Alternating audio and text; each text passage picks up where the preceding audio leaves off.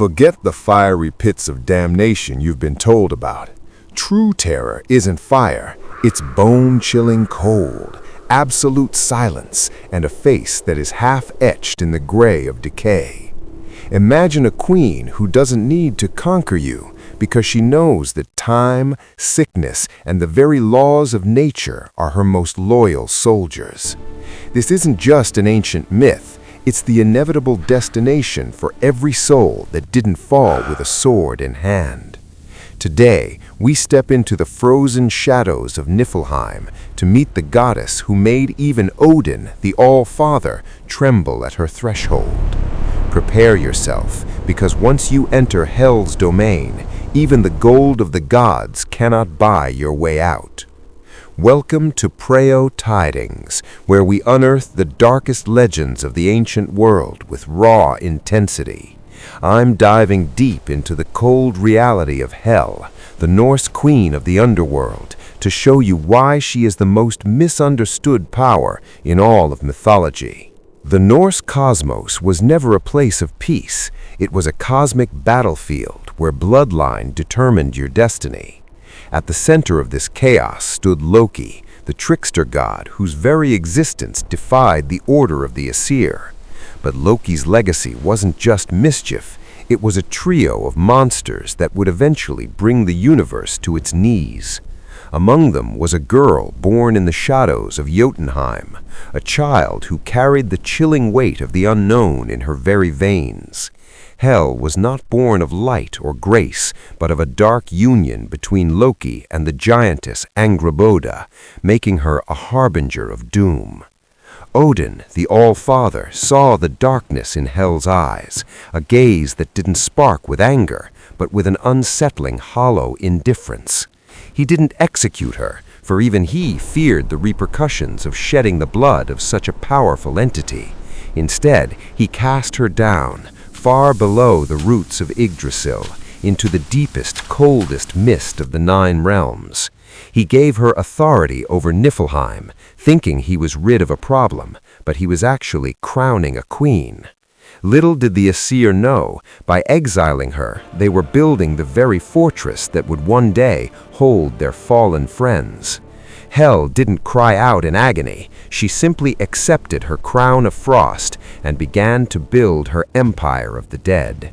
She became the silent ruler of those who died the straw death, the elderly, the sick, and those who didn't find glory on the battlefield.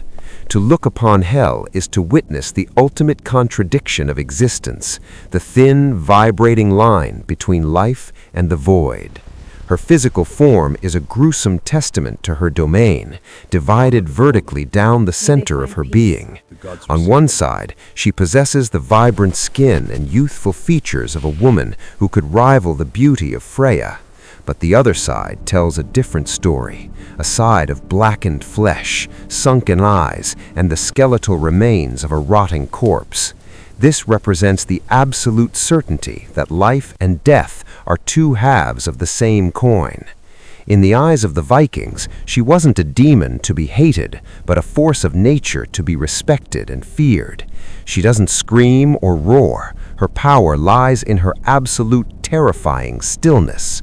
When she moves, the air around her crystallizes, and when she speaks, it sounds like the cracking of ancient glacier ice. She sits upon her throne, eljudnir, which translates to misery. Her table is called hunger, and her knife is famine. Yet there is a strange dignity in her indifference. She doesn't mock the dead, she simply hosts them for eternity. Unlike the modern concept of hell, her realm is not a place of active torture, but of eternal, stagnant gloom. If this deep dive into the Norse Underworld is chilling your blood, make sure to smash that like button and subscribe to Preyo Tidings. We're unearthing the secrets the history books are afraid to tell, so don't miss our next descent into darkness. Drop a comment below. Would you rather feast in Valhalla or survive in Hell's cold embrace? Beyond the reach of the sun's warmth lies the realm of Niflheim, a place where the fog is so thick it feels like a physical weight. To reach Hell's Gate, one must travel for 9 days through deep and dark valleys, crossing the river Jol over a golden bridge. Once you cross into Helheim, the gates of Helgrind slam shut behind you. The landscape is a jagged expanse of ice and rock, where the wind howls with the voices of those who died in loneliness. In the deepest part of her realm lies Nastrand, the shore of corpses, where the truly wicked are punished. Here, the dragon Nidhogg chews on the roots of the world tree and feasts upon the souls of murderers.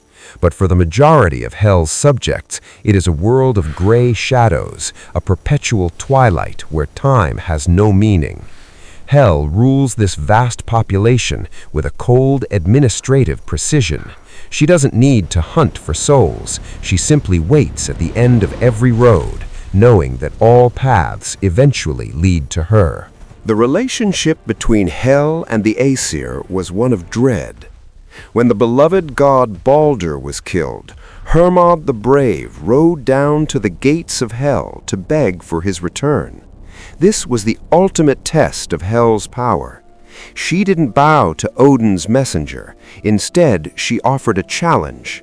She would release Baldur only if every single thing in the universe wept for him. She knew there would be a holdout, and thus she kept the golden god in her grasp. She is the only being who could tell Odin no and make it stick. The story of Hel culminates in the fire and ice of Ragnarok. When the final battle arrives, Hel will lead an army of the dead. Her ship, Naglfar, made from the nails of the dead, will carry the legions to destroy the old order. This isn't just vengeance, it's the completion of a cycle. Hel represents the finality that allows for a new beginning. She stands as the ultimate counterbalance to Odin's warriors, the clash of those who died for glory versus those who died in silence. The legend of Hel reminds us that even in the deepest cold, there is a sovereignty that cannot be broken. Thank you for joining Preyo Tidings on this journey through the frozen gates of the underworld. If you found this fascinating, don't forget to like and share. Stay curious, stay bold, and remember, some queens don't need a golden throne to rule the world. We'll see you in the next chapter.